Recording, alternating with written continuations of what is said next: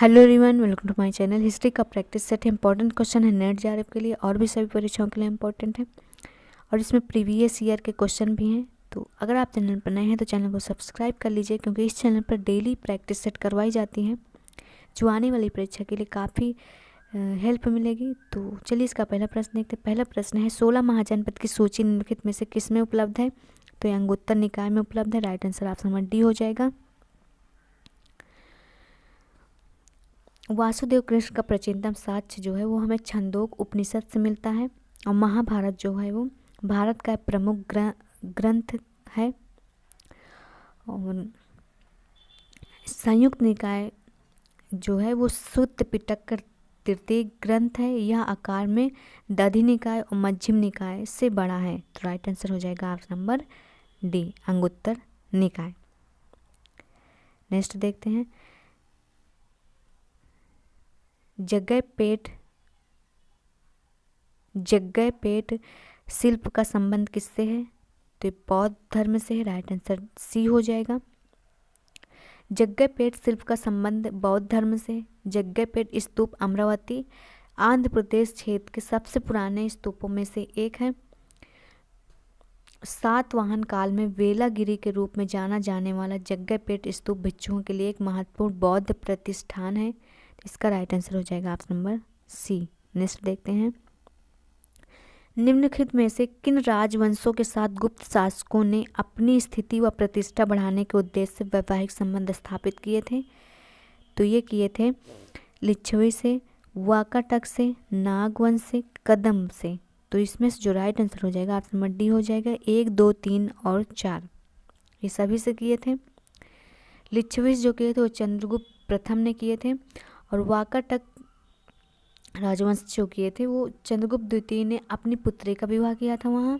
और नागवंश शासक से जो किए थे वो चंद्रगुप्त द्वितीय ने राजकुमारी कुबेर नामा के साथ विवाह किया था।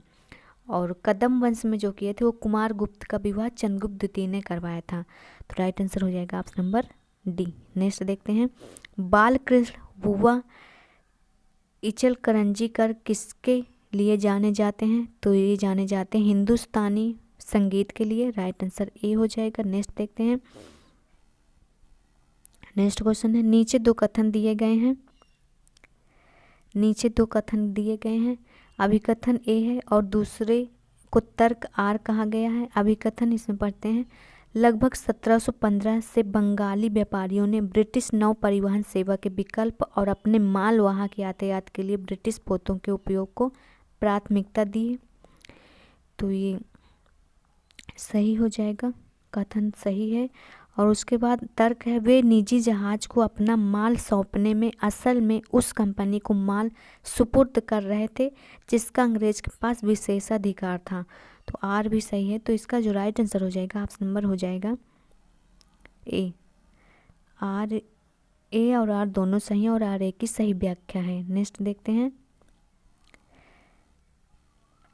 नेक्स्ट है, 1857 के विद्रोही आंदोलन से संबंधित घटनाओं को कालक्रम के अनुसार व्यवस्थित करते हुए दिए गए विकल्पों में से सही विकल्प का चुनाव कीजिए। तो यहाँ सही विकल्प का चुनाव करना है, कालक्रम के अनुसार व्यवस्थित करना है। तो चलिए देखते हैं। तो सबसे पहले जो हो जाएगा वो अलीगढ़ में सिपाही विद्रोह कर रहे थे। तो ये कब कर रहे थे? तो ये 11 मई को कर रहे थे। कब कर रहे थे? तो ये 11 मई को कर रहे थे। और उसके बाद आजमगढ़ उद्घोषणा जो हुई थी वो 25 अगस्त है। तो इसमें तो लिखा है 25 अगस्त 1857 को हुआ था। और फिर उसके बाद जेम्स आट्रम और हेनरी हैवलॉक लखनऊ आते हैं। कब आए थे? 25 सितंबर को आते हैं। 25 सितंबर को आते हैं ये।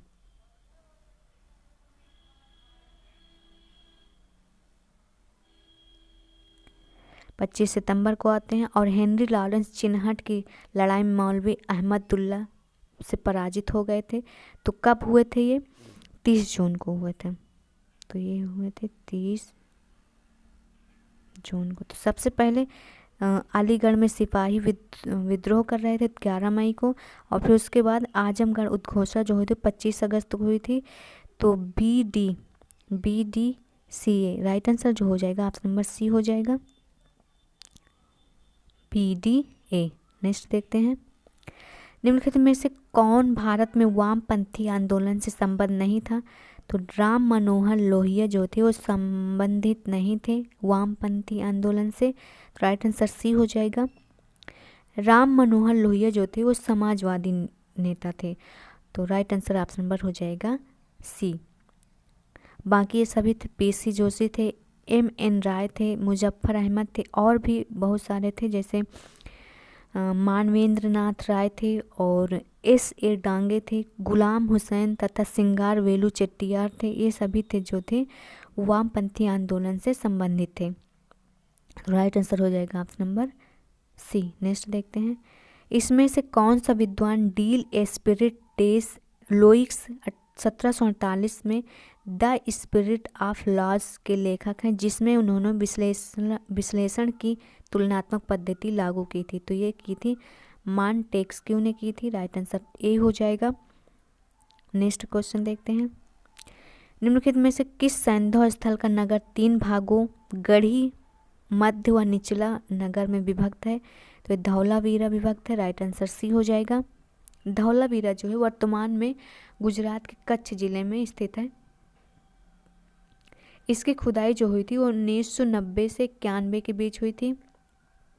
RS बिष्ट ने की थी। सिंधु सभ्यता का जो है सबसे बड़ा स्थल माना जाता है। धौलावीरा सिंधु नगर का नगर 3 भागों में विभाजित है, गढ़ी, मध्य एवं निचला नगर में विभक्त है, राइट आंसर हो जाएगा ऑप्शन नंबर सी। नेक्स्ट देखते हैं, निम्नलिखित कौन सा महाजनपद गोदावरी नदी के तट पर स्थित है? तो यह अस्मक स्थित है, राइट आंसर डी हो जाएगा अस्मक महाजनपद गोदावरी के नदी के तट पर स्थित है। इसकी राजधानी पुट्टली या पोटन कहा जाता है। मोस्ट इम्पोर्टेंट है, कई बार पूछा गया है,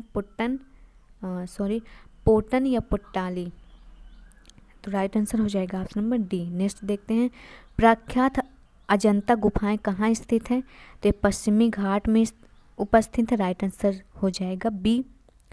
अजंता गुफाएं जो है वो 30 चट्टानों को काट कर बना एक बौद्ध स्मारक गुफा है, जो 2वीं शताब्दी ईसा पूर्व की है। यह बौद्ध धर्म से संबंधित चित्र एवं शिल्पकारी के नमूने यहाँ मिलते हैं, पाए गए हैं जो कि, तो राइट आंसर हो जाएगा ऑप्शन नंबर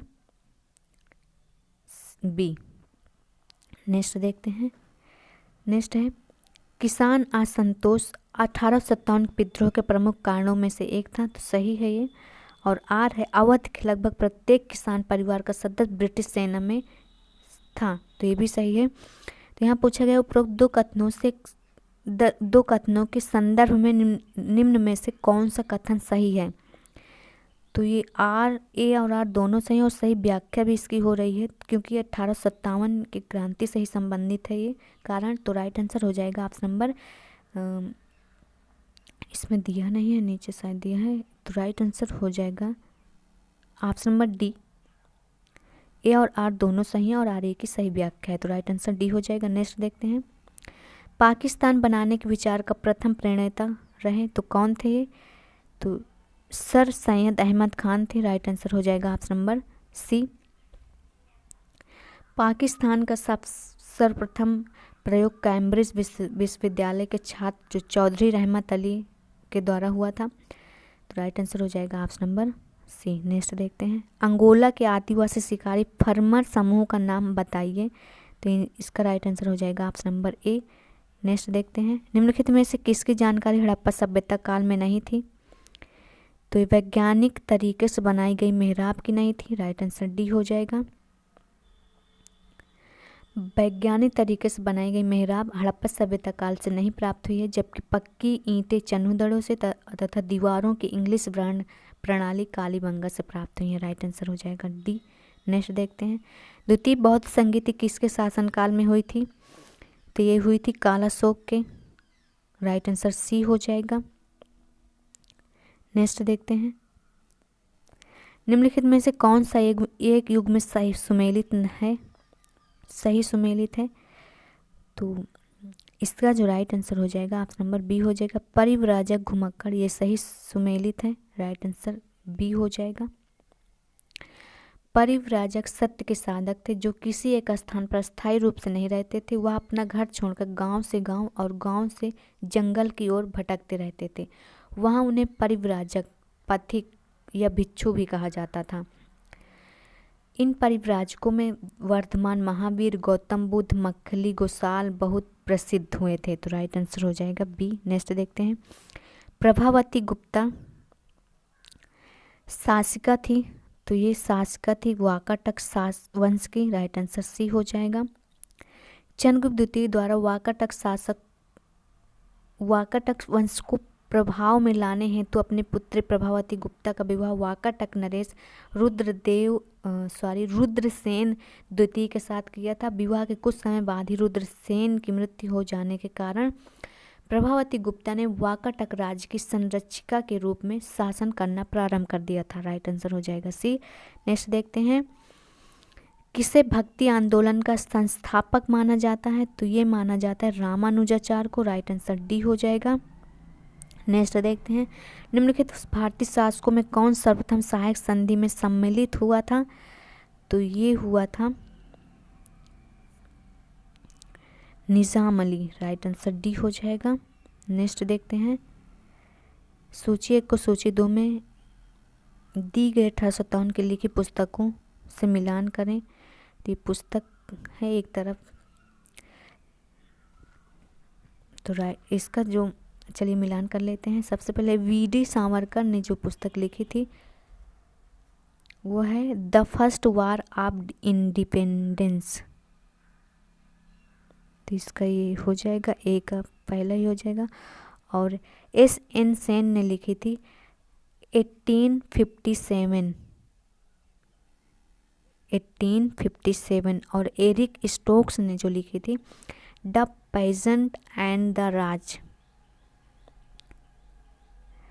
और S.V. चौधरी ने लिखी थी civil rebellion in the Indian mutinies. तो ए का ए हो जाएगा और S.N. सेन का हो जाएगा, बी का हो जाएगा 4। तो चलिए इसका देखते हैं कौन सा सही हो जाएगा। बी का 4, तो राइट आंसर हो जाएगा ऑप्शन नंबर ए। तो आज के लिए इतना ही, मिलते हैं नेक्स्ट वीडियो में।